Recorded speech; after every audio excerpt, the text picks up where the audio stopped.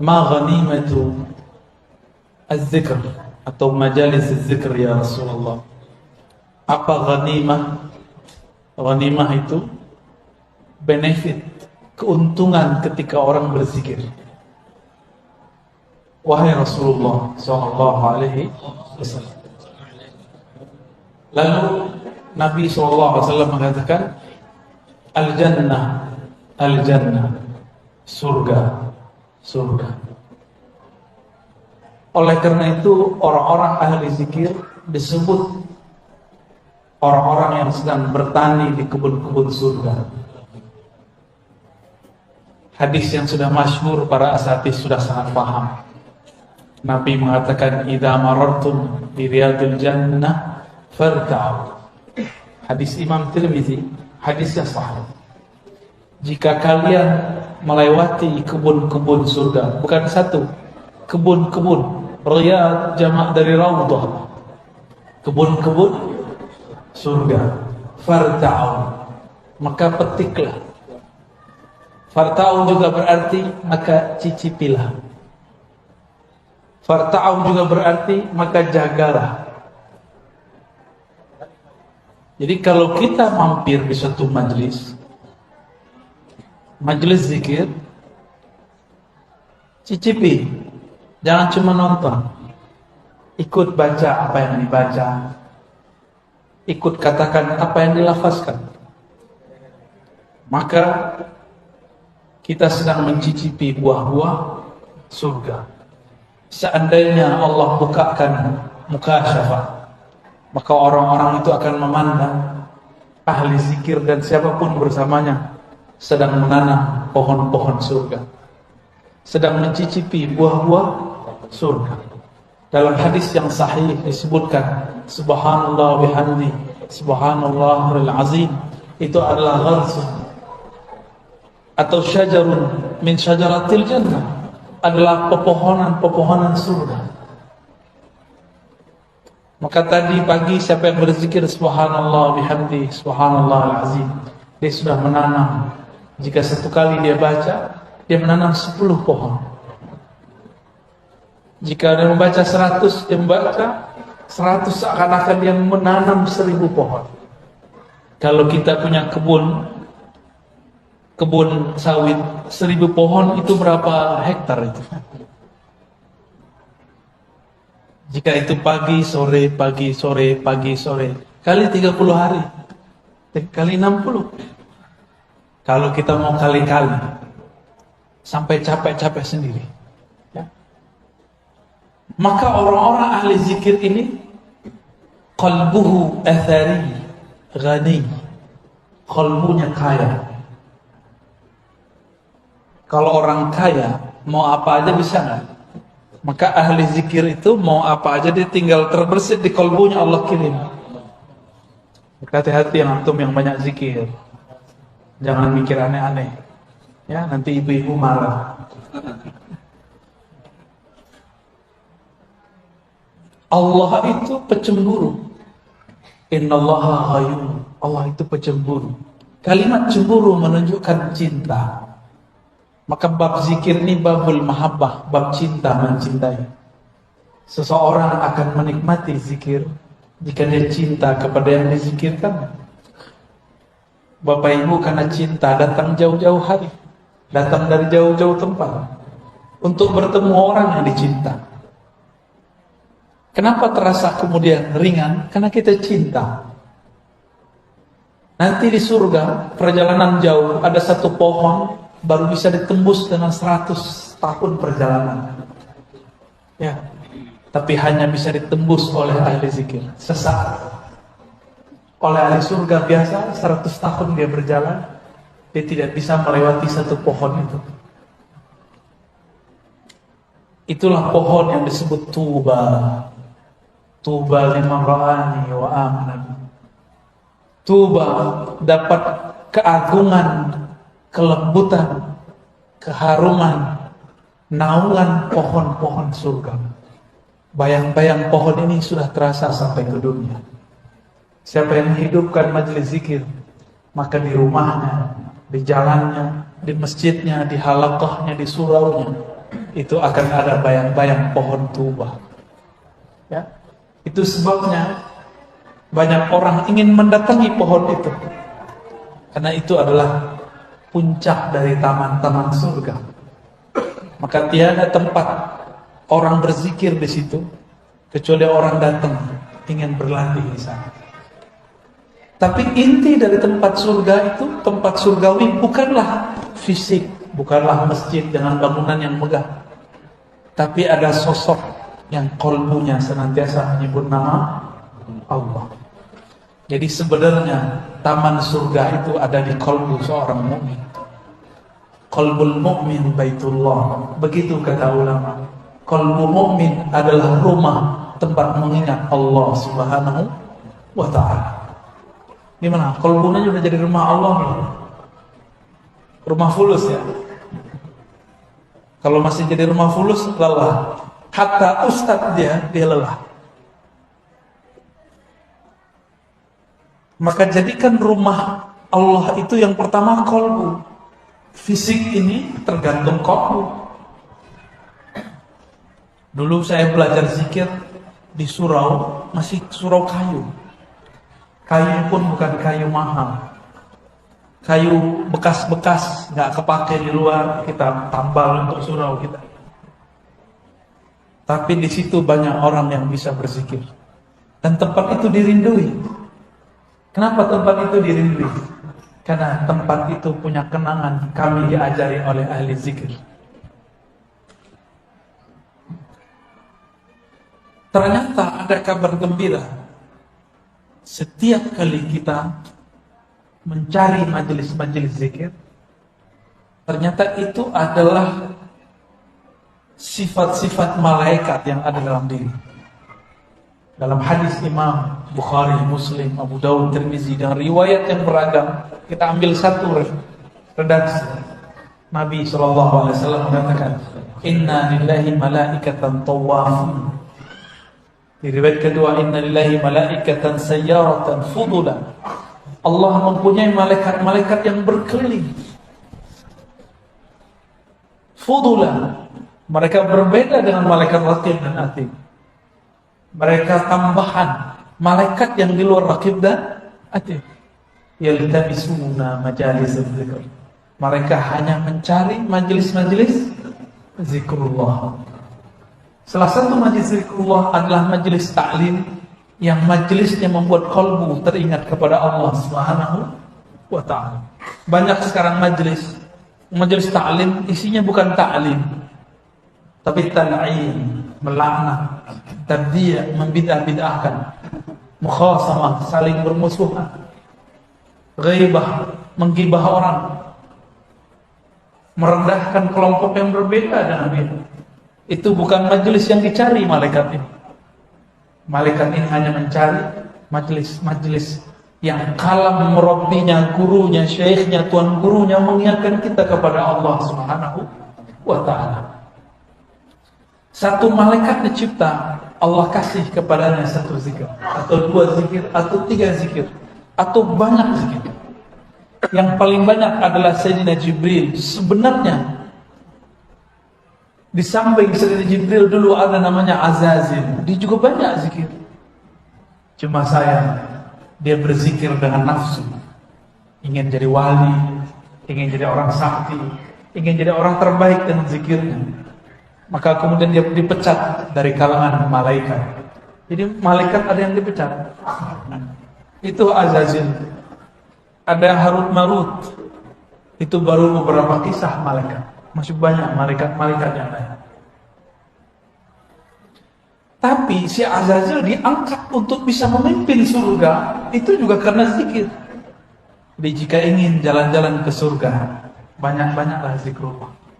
Ya. Apa tanda aroma surga sudah masuk ke dalam diri? Ketenangan dalam jiwa sudah masuk. Berarti sebenarnya sudah pindah alam. Cuma kita masih merasa di sini. Itu yang disebut dalam hadis Imam Muslim. Ma min qaumin yaqa'adu fi maq'adin. Tidaklah ada sekelompok orang berduduk di suatu majlis. Yazkurunallah. Mereka sebut-sebut nama Allah. Mereka berarti berjamaah. Mereka berjamaah. Kecuali hafat bihimul malaikah. Maka malaikat yang tadi yang disebut malaikat sayar, malaikat yang mirip seperti mobil, cuma dia bersayap, terbang kemana-mana, hafat akan menghubungi mereka. Dalam hadis Imam Muslim dikatakan mereka antri berlapis-lapis sampai ke langit sana. Jadi kalau makanya tadi kita buka kajian Al-Fatihah, itu cara menghimbau malaikat tadi. Mereka lagi banyak tuh sampai ke atas.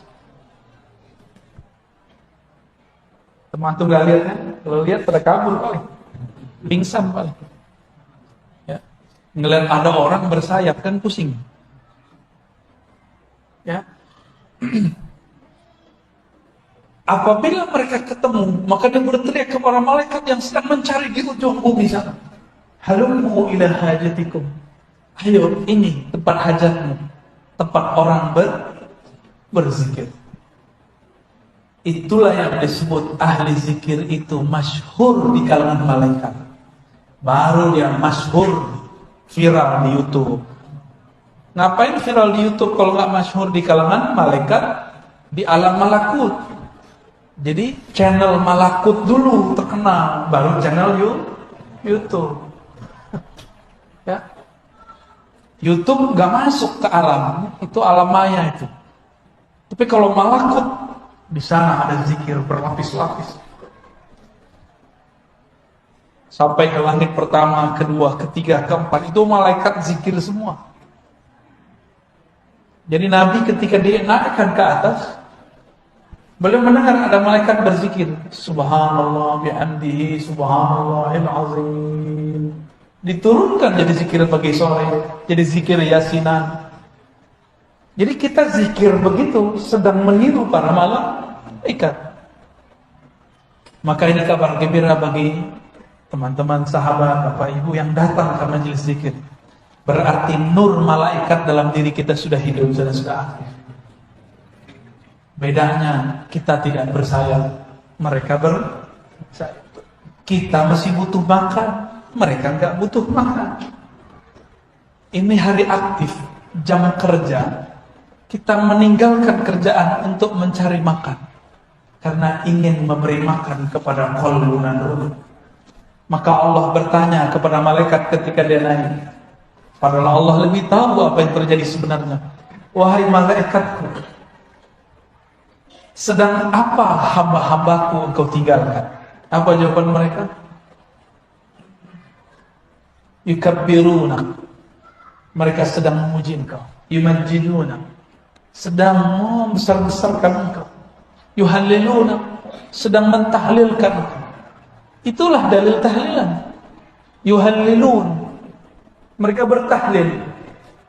Dan tidak disebutkan di hadis itu tahlil mau acara apa, bebas. Yang penting tahlil. Mau tahlil lagi kematian, mau kehidupan, mau kelahiran, mau syukuran, terserah. Mau ba'da sholat, di luar sholat, tidak ada pembatasan. Allah tidak membatasi. Kenapa ada orang membatasi? Ya. Maka selamat jadi ahli tahlilan. Ya. Bukan hanya bawa berkat itu cuma untuk perut. Nama kita disebut-sebut di sana. Apa kata malaikat? Si fulan, walaupun dia ngantuk-ngantuk, dia zikir ya Rabb.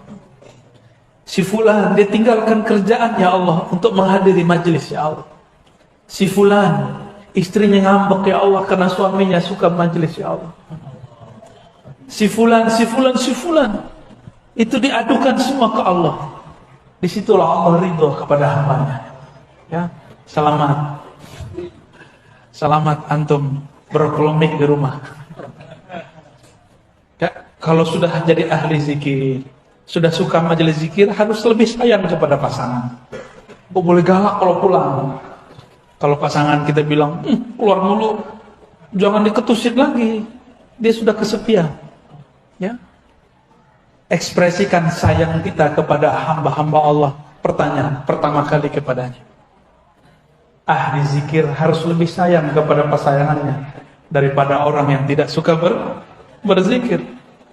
Karena Allah mengatakan irhamu fil ardh yarhamukum man fis sama. Sayangi yang di bumi. Sayangi, maka engkau akan disayangi yang di langit. Ya, jangan galak-galak sama istri ya. Ini ibu-ibu, jangan galak-galak sama suami. Kalau perempuan, suaminya minta, "Dek, kamu di rumah," maka yang afdal di rumah. Ya, tapi kalau suami, "Mas, Bang," kalau di sini panggil Bang ya. "Bang, di rumah aja, Bang." Sabar deh, kan kita udah pasti udah akan nikah, udah gak kemana-mana abang. Abang mau cari Nur biar tambah sayang sama adek. Gombal. Itu gombalnya Dr. Thohir itu. Lalu bagaimana cara menikmatinya? Kalau ada gelas, ada air, tapi di gelas itu ada kotoran, bisa nggak saya menikmati air? Maka cara pertama menikmati zikrullah, bersihkan tempat minumnya, bersihkan mulut kita, anggota tubuh. Berani nggak kalau lagi junub masuk masjid? Imam Ibn Athaillah As-Sakandari, penulis hikam, menyebut orang yang lalai zikrullah disebut junub ruhani. Dan itu harus ditobatkan. Astaghfirullah. Istighfarnya bukan dari dosa zahir, istighfarnya dari dosa lalai kepada Allah Subhanahu wa taala. Kalau orang awam menganggap zikir itu sunnah, enggak. Kalau bagi ahlul haqiqah, zikir itu wajib. Karena dalilnya wala takun minal ghafilin. Surat Al-A'raf ayat 205 ya. Janganlah engkau menjadi orang yang lalai. Berarti lalai itu haram. Lalai itu haram. Maka ulama kita buat teknik zikir. Ada zikir 1000, 100, 1000, 5000, 70.000. Sampai zikir tidak ada hitungan lagi.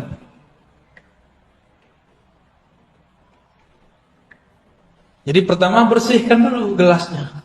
Ya. Kita sebut taubat. Udah bersih, semuanya udah bersih. Tapi makan di rumah orang nggak izin, nikmat gak? Maka izin dulu, siapa yang punya air ini? Ada. Siapa yang punya zikir ini? Allah. Maka sebelum kita zikir, kita minta izin kepada Allah. Itulah rahasia syukur. Maka setelah taubat, astagfirullah, kirim Fatihah kepada Nabi, kepada silsilah yang mengajarkan zikir. Itu adalah cara minta izin. Kenapa? Man lam yashkurin nas, lam yashkurillah. Yang tidak berterima kasih kepada makhluk, maka dia belum disebut berterima kasih kepada Khaliq.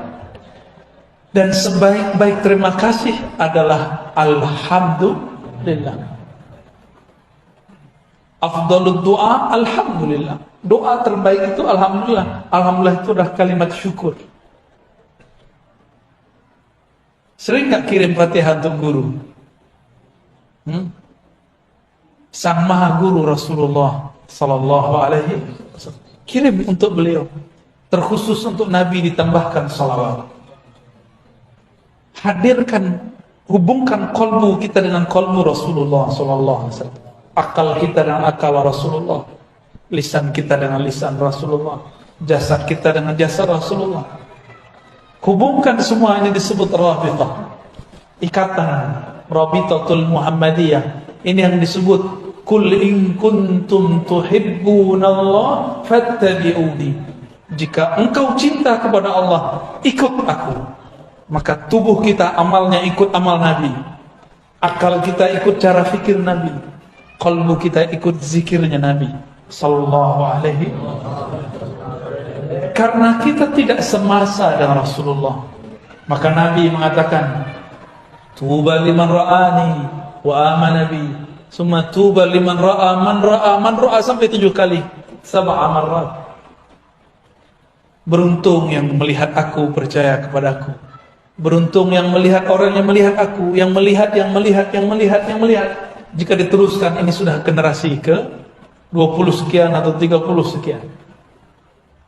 Beruntung orang yang memandang gurunya, gurunya memandang gurunya, gurunya memandang gurunya, gurunya memandang Rasulullah sallallahu alaihi wasallam. Syukur-syukur gurunya bermimpi ketemu Rasulullah. Syukur-syukur gurunya diizinkan memandang Rasulullah dalam keadaan yaqظah, dalam keadaan jaga. Maka antum pandang dia. Sungguh tuba, beruntunglah orang itu. Itulah rabithah hakiki. Ditanya Rasulullah sallallahu alaihi wasallam, "Man auliyaullah?" Siapakah kekasih Allah? Beliau menjawab, "Man idza ru'u dzukirullah." Orang yang jika engkau pandang membuat engkau mengingat Allah. Itulah dalil rabithah terkuat. Hadis Ibnu Majah, hadis Ahmad, hadis Abu Nuaim, Tabarani, Hakim, dan hadisnya sahih. Kita pandang dia, kita ingat-ingat dia, membuat kita ingat kepada Allah Subhanahu wa ta'ala. Jika punya guru begitu, pastikan guru itu seorang wali Allah. Ya. Seorang wali Allah. Jadi wali Allah itu bukan orang yang pakai pakaian seperti saya ini. Pakai begini bisa siapa saja. Tapi kalau kita kenang dia, kalam-kalamnya, sikapnya, ahwal-ahwalnya, akan membuat kita pindah melihat alam menjadi melihat yang menciptakan alam. Apa maksud hadis ini? Kalau berzikir mau nikmat harus punya guru. Ya. Harus punya guru. Ada yang pernah kursus bahasa Inggris setahun lewat YouTube nggak bisa. Ya. Tapi kalau dia belajar kepada guru bahasa Inggris, cukup 40 hari dia langsung bisa ngomong. Minimal ngomong I love you. Ya, thank you. Pasti ada yang bisa dia serap kalau dia berguru. Maka berzikir itu jangan hanya lewat YouTube. Carilah guru di tempat kita yang ahli zikrullah. Ya. Sudah berapa tuh? Pertama taubat, kedua izin dengan cara bersyukur, terima, kita berterima kasih. Yang ketiga tadi sholawat. Yang keempat itu meluruskan niat. Niat itu tergantung kenal kepada yang dizikirkan. Jika kenal kepada Allah dengan sebenar-benar ma'rifat, kita akan zikir karena dia layak dizikirkan. Tapi kebanyakan orang awam kenal Allah itu tempat ngadu. Boleh. Allah ini tempat menunaikan semua hajat. Boleh. Tapi itu awam. Orang awam itu kalau dia zikir cuma karena ada hajat. Gak ada hajat dia gak zikir. Padahal kita setiap saat berhajat kepada Allah Subhanahu wa ta'ala. Kalau lagi hidup susah, dompet lagi tipis, itu kencang baca sholawatnya. Ya, kencang tahajudnya. Bahkan sholat duhanya kencang. Padahal tidak ada hadis mengenai sholat duha melancarkan rezeki. Yang ada cuma orang yang sholat 4 rakaat di awal pagi, di awal hari. Allah cukupkan hidupnya sampai sore hari. Ulama kita beda pendapat, nih sholat apa ini? Sholat syuruk apa sholat duha? Ya, benar Ustaz ya? Man shalla arba'an, ya. Yang sholat 4 rakaat di awal hari, ya. Kafahullah, Allah cukupkan hajatnya sampai sore hari. Hajat kita keperluan hajat apa? Hajat zahir atau hajat batin? Lebih banyak hajat yang mana? Jangan-jangan zahir. Maka datang ke Ustaz Thohir. Ustaz Thohir, doainnya bisa beli mobil.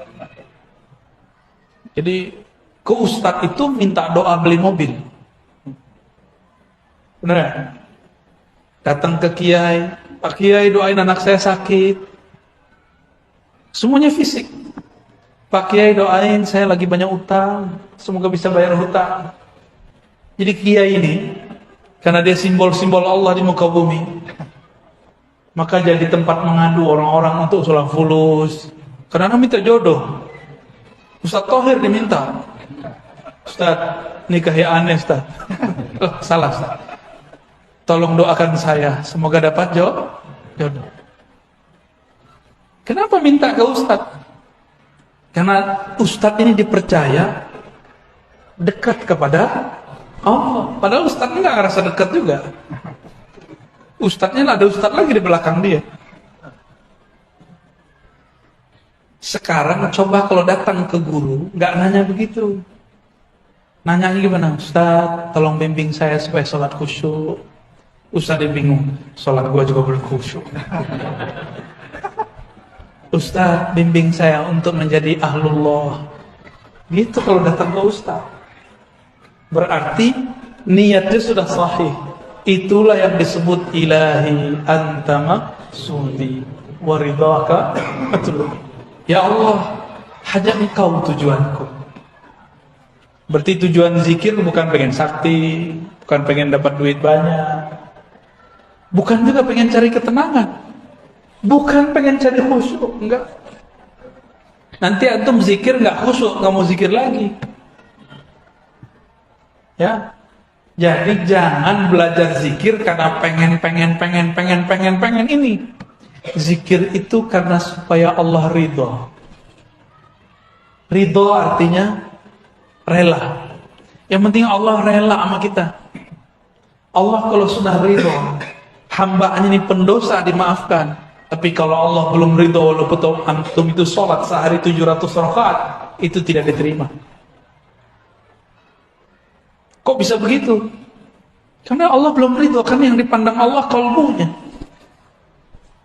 Jadi baca ilahi anta maksudi wa ridhaka matlubi itu penting. Disebut tashihun niyyah, meluruskan niat. Kami kalau dulu belajar hadis, belajar Quran, ada namanya adab hamilil Quran atau adab talibil hadis. Adab belajar santri Quran, santri hadis. Nomor pertamanya apa? Tashihun, meluruskan niat. Tapi saya baru dibimbing meluruskan niat bukan waktu belajar hadis, waktu belajar zikrullah. Guru saya bilang meluruskan niat. Dulu belajar hadis enggak, belajar aja. Walaupun kita diajarkan adab-adabnya, tapi tidak diajarkan melafazkannya. Diajarkan guru zikir, nikmat tidak nikmat ridho. Khusyuk tidak khusyuk tetap ridho. Bisa nggak begitu? Zikirnya tetap jalan meskipun tidak terasa nikmat. Kenapa zikir tidak terasa nikmat? Az-zikru syifa'un. Zikir itu obat. Obat itu untuk yang berpenyakit. Obat itu murrun wala hulwun. Obat itu pasti pahit, tidak manis. Benar, obat manis pahit.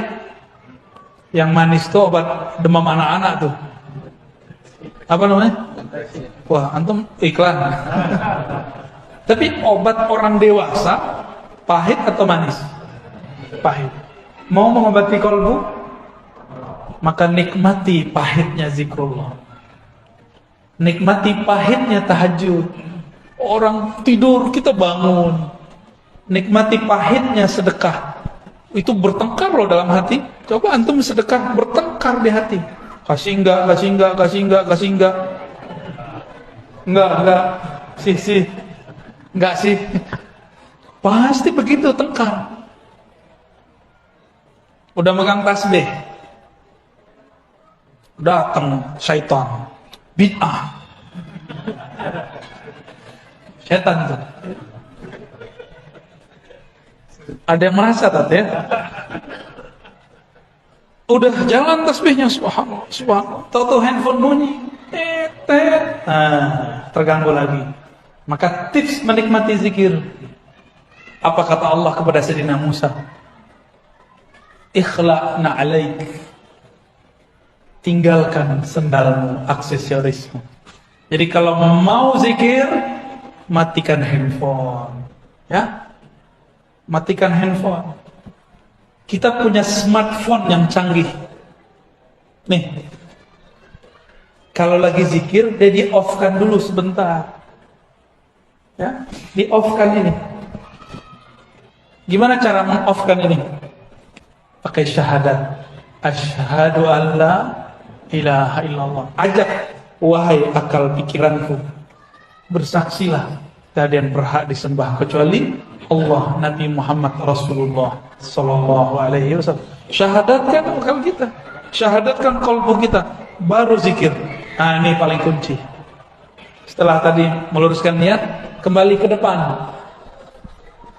Syahadatkan diri kita sebelum mau zikir, mau sholat, mau sedekah, mau apa aja, syahadatkan dulu.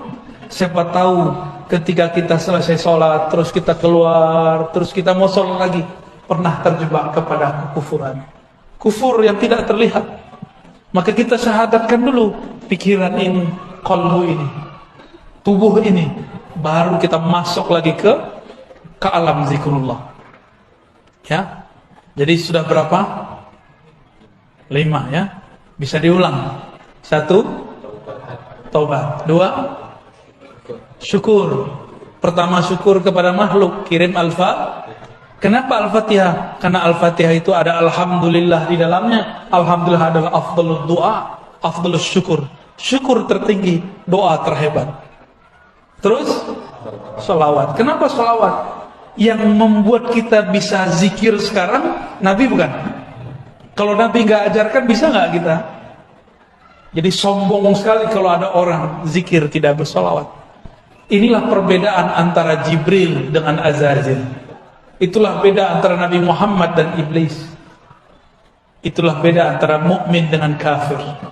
Dia bersolawat. Ya, banyak-banyak solawat. Kalau bukan karena solawat, zikir kita nggak diangkat. Solat kita yang nggak khusyuk itu nggak akan diterima. Ada yang khusyuk salat zuhur tadi? Khusyuk apa kusut? Kusut. Jujur aja lah.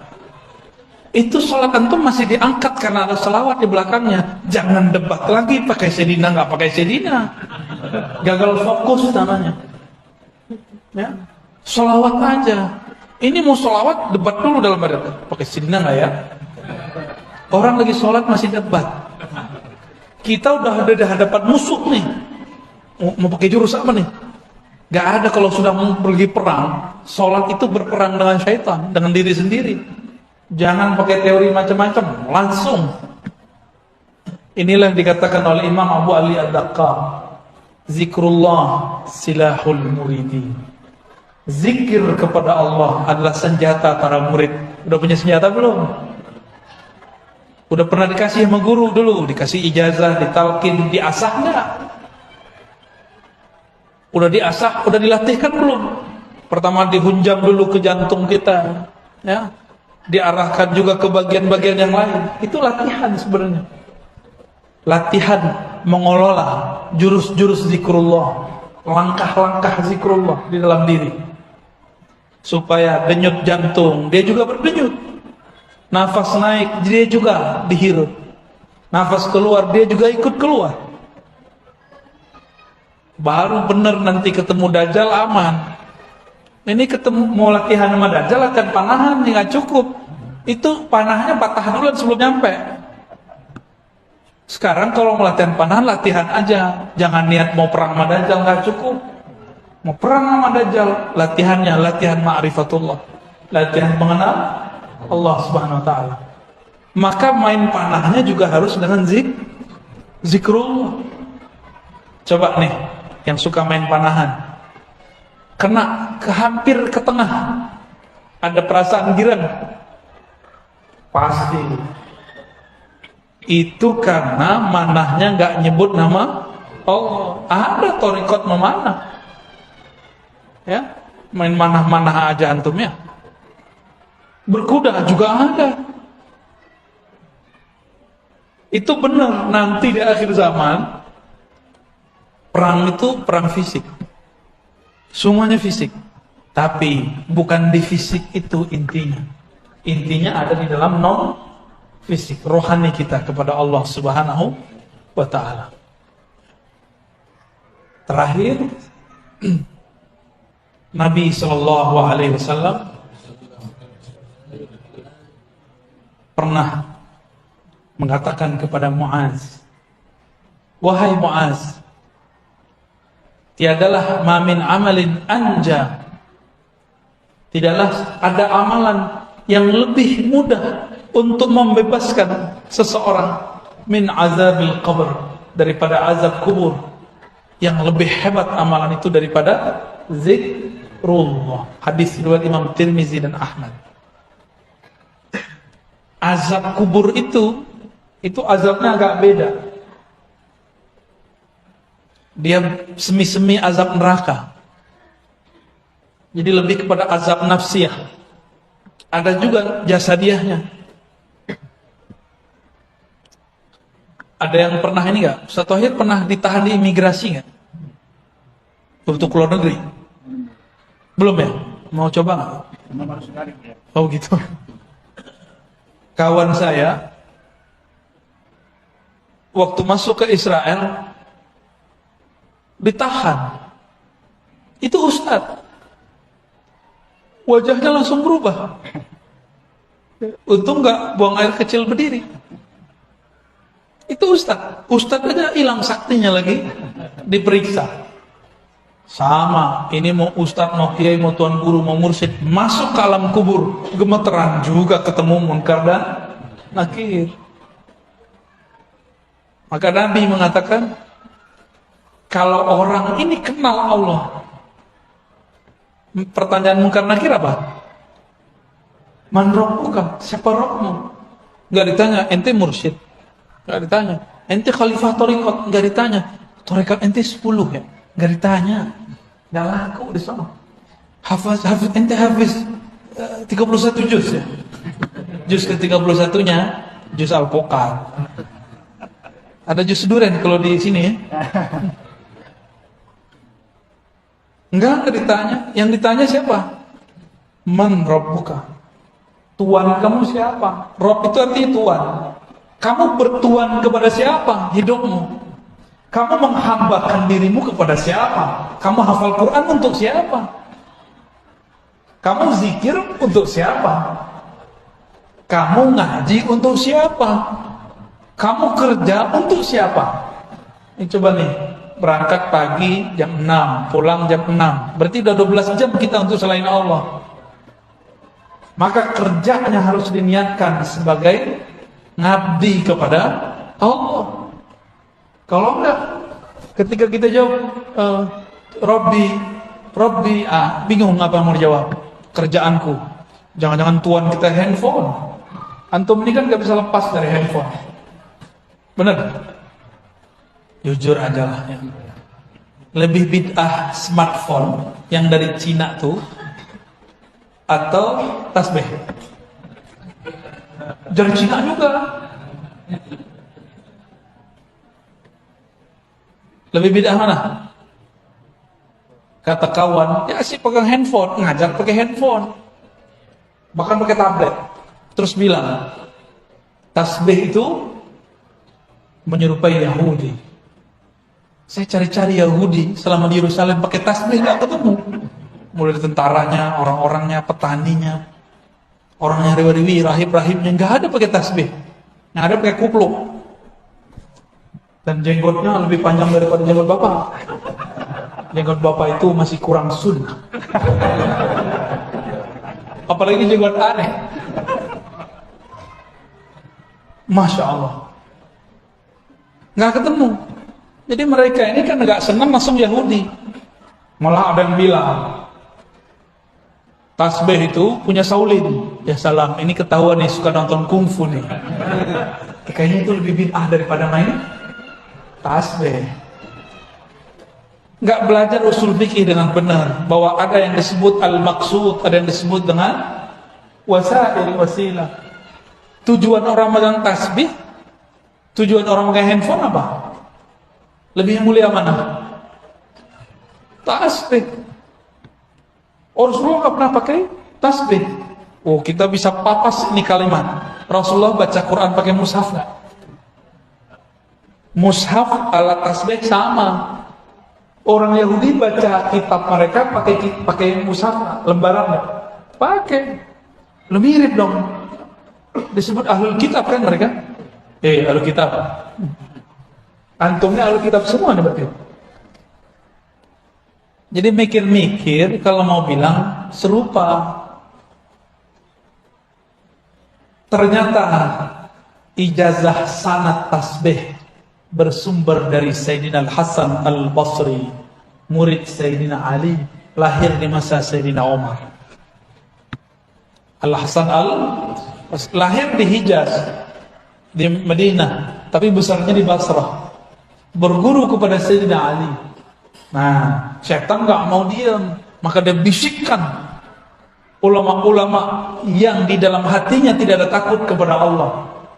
Kamu cari alasan bahwa Hasan Al-Basri tidak pernah berguru kepada Ali. Maka ada pembahasan mereka, inqita'ul Hasan Al-Basri wa Ali, keterputusan Hasan Basri dan Ali. Tapi dibantah oleh ahli hadis Imam Ibnu Hajar Al-Asqalani bahwa Al-Hasan Al-Basri benar-benar berguru lama kepada Sayyidina Ali karramallahu wajhah. Jadi pakai tasbih dari siapa? Al-Hasan dan kami meriwayatkannya dari guru kami, dari gurunya terus sampai kepada Sayyidina Al-Hasan Basri, bersambung kepada zaman Imam Tabi'in yang digelar dengan Sayyiduz Zahidin, sayyidnya orang-orang zuhud. Itulah gelar Imam Hasan Al-Basri. Ya. Itu tasbih itu ada sanadnya kita. Sebenarnya kita ada sanadnya, cuma saya belum pakai. Ya, bentar lagi lah ya. Jadi sekarang kita skip dulu ijazahnya. Simpen dulu.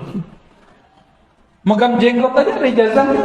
Jadi yang belum jenggot nih, panjangnya dikit Pak. Ya. Nanti kalau kita ke Medan lagi kita ada ijazah jenggot, megang jenggot. Ada ijazahnya. Maka beliau tuh yang paling sunnah di situ tuh ya. Mana jenggot antum? Kita berjenggot bukan pengen disebut salaf. Kita berjenggot karena Nabi kita berjenggot. Tapi ya kalau antum nggak mau berjenggot nggak apa-apa. Cukup katakan beberapa guruku tidak berjenggot. Boleh ngomong begitu. Ya, bukan berarti melanggar sunnah Nabi Sallallahu Alaihi Wasallam. Inilah lebih kurang pengantar tentang bagaimana cara menikmati zikrullah. Jangan fokus kepada yang zahirnya, mulailah masuk kepada yang batinnya. Nah, semua itu nanti disebut dengan kaifiyat zikir. Coba tanya semua mursyid, semua guru. Yang saya jelaskan itu nanti ada pada mereka. Cuma beberapa mursyid kadang tidak bisa menjelaskan. Ini itu kaifiyat, mana dalilnya. Ya, mereka cuma tahu dalil, merasakan zauq. Cobain, rasain, itu dalilnya. Ya, itu dalil mereka. Sebenarnya dalil itu lebih kuat. Sayangnya orang awam kadang-kadang tidak paham. Ya. Barangkali itu dari kami. Silakan kalau ada yang mau dikonfirmasi, ditanya, ya, tafadhal. Baik, kepada Bapak Ibu yang ingin bertanya, masih ada waktu 20 kita sampai waktu 3, maka langsung ke depan.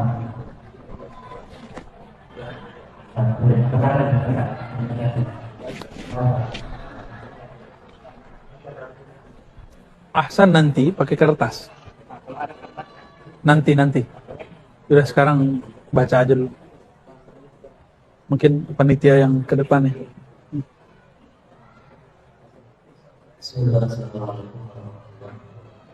Assalamualaikum.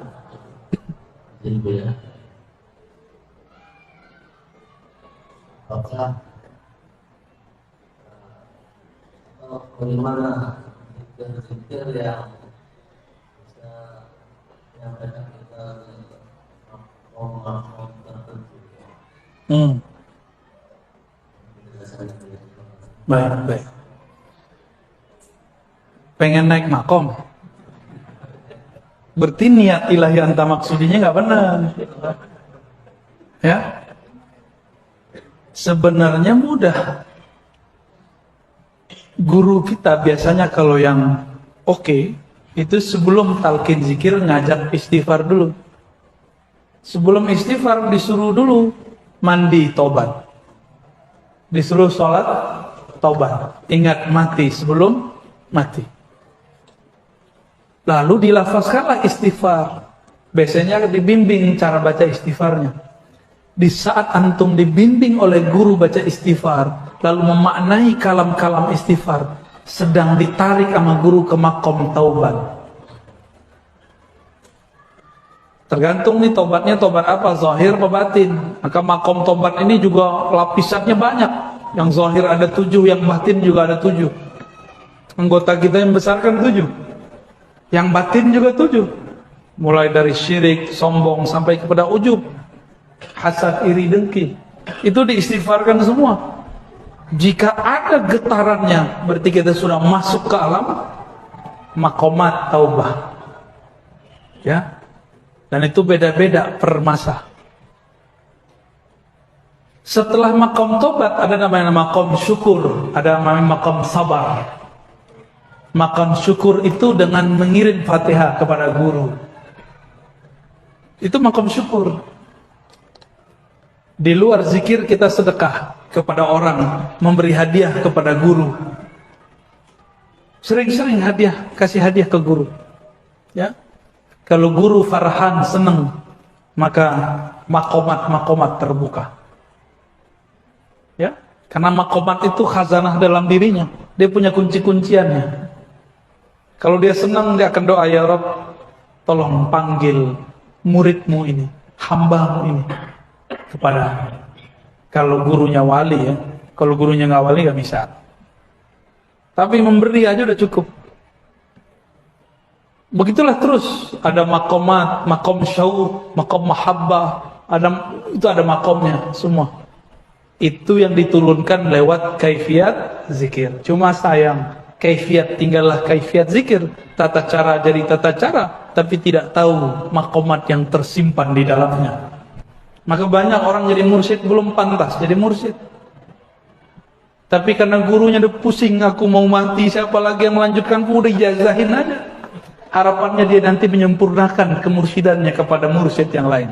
Ini baru bergelar mursyid 1, udah gak mau berguru sama yang lain. Padahal di ijazah itu diwasiatkan untuk menghormati ahli fikih, ahli Quran, ngaji kepada ulama. Baru dapat ijazah, baru dapat gelar khalifah, udah gak mau ngaji sama orang. Berarti berkhianat kepada ijazahnya. Makanya la yubarak alaih, tidak diberkahi. Ya, baca tuh ijazahnya para mursyid. Ya, ijazahnya apa? Kalau di Naqsyabandiyah itu jelas. Ya, di Qadiriyah jelas, di Syaziliyah jelas. Ada ijazahnya. Ya, baik. Lanjut. Saya jawab pakai Quran ya, bukan pakai pendapat saya. Surat Shad, Surat Al-Hijr, Surat As-Sajdah. Menyebutkan apa? Nanti nomornya akan saya sebutkan semua ya. Silakan dilihat sendiri.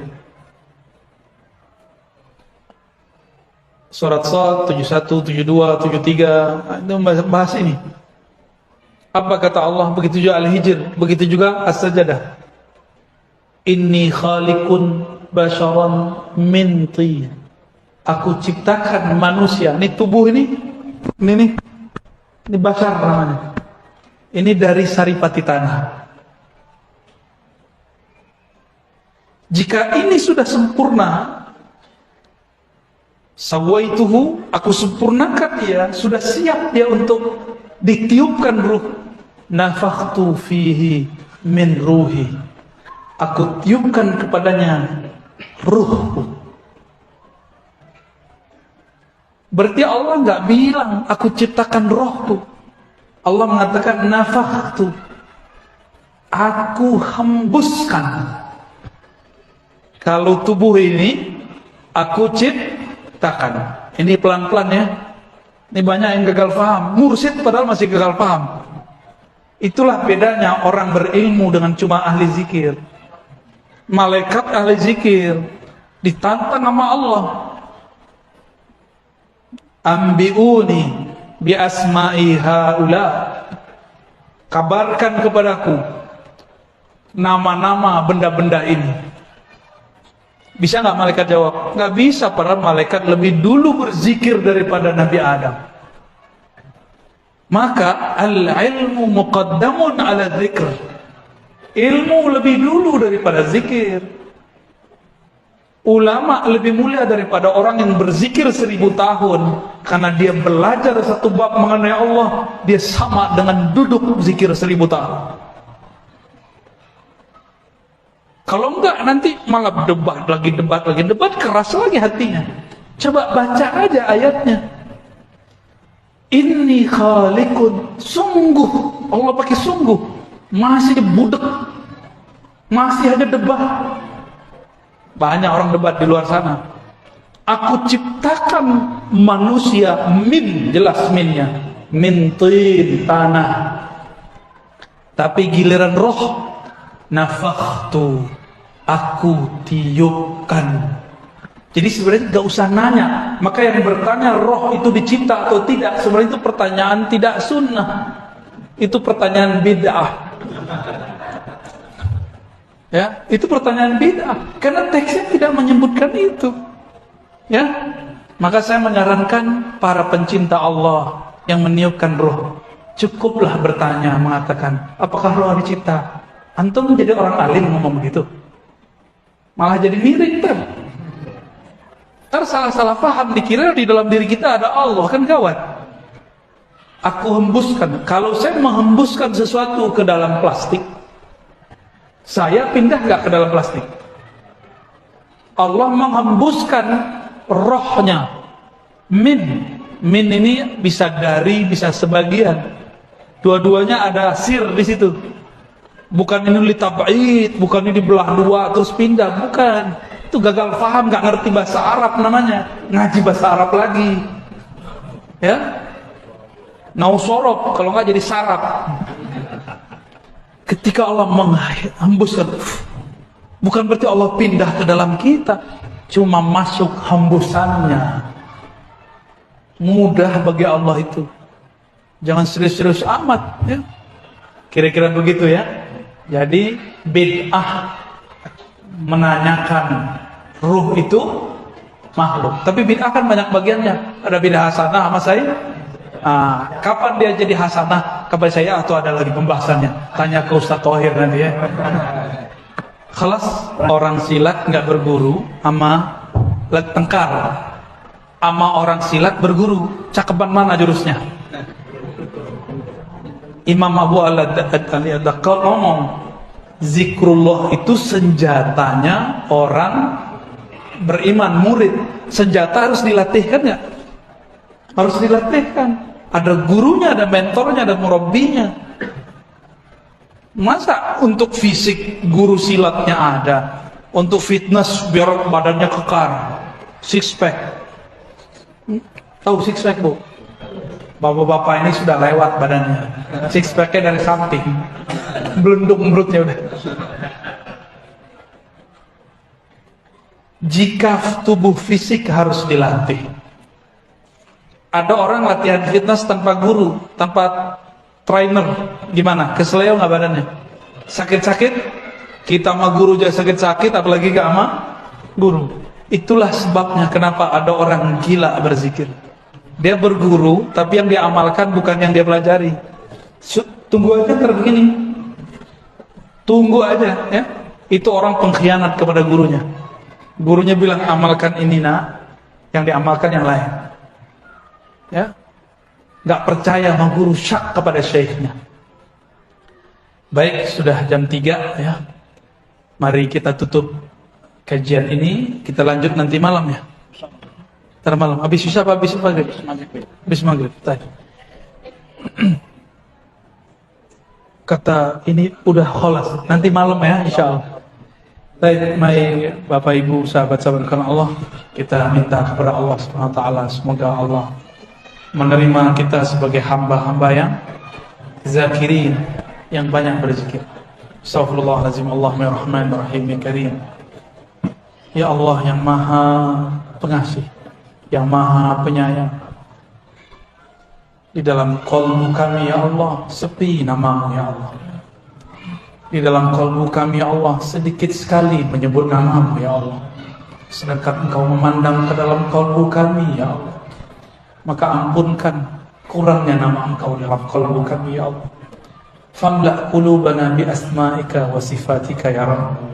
Ya Allah, penuhilah qalbu kami dengan nur namamu, nama-namamu yang indah ya Rahman ya Rahim.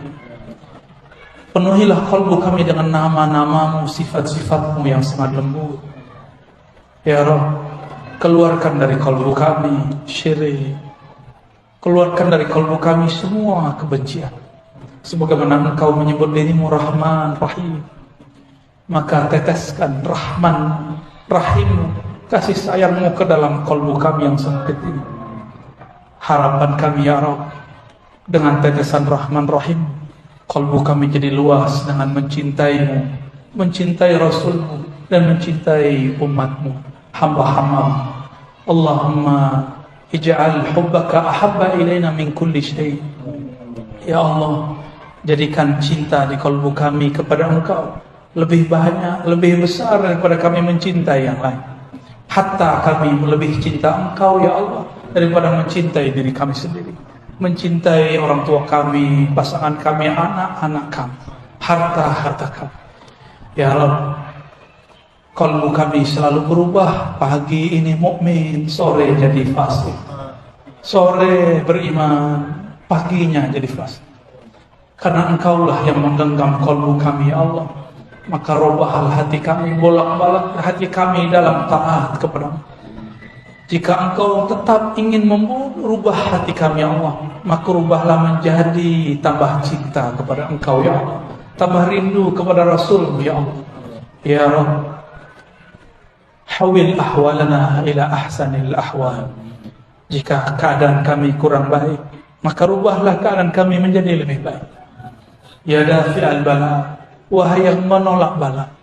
Bala yang paling besar adalah saat qalbu kami tidak menyebut nama Engkau. Maafkan kami ya Allah, jika datang pandemi kami lupa kepada Engkau. Kami katakan kami beriman, kami tidak ridha terhadap takdir Engkau. Maka jadikan kami radina bi qada'ika ya Rabb. Jadikan kami ridha kepada takdirmu ya Allah. Baik takdir pandemi ataupun takdir tidak pandemi, takdir kaya ataupun miskin, takdir nikmat ataupun tidak nikmat. Di tanganmu, biyadika ya Rabb, kullu syai', segala sesuatu. Allahumma rabbana atina fid dunya hasanah wa fil akhirati hasanah wa qina adzaban nar. واختم لنا بالخيرات واجعلنا من المفردين الذاكرين آمين يا رب العالمين والحمد لله رب العالمين.